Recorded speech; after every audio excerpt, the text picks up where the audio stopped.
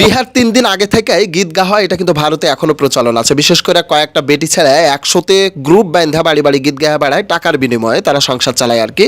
তো যাই হোক, আমরা দেখে আসি আজকের গীত।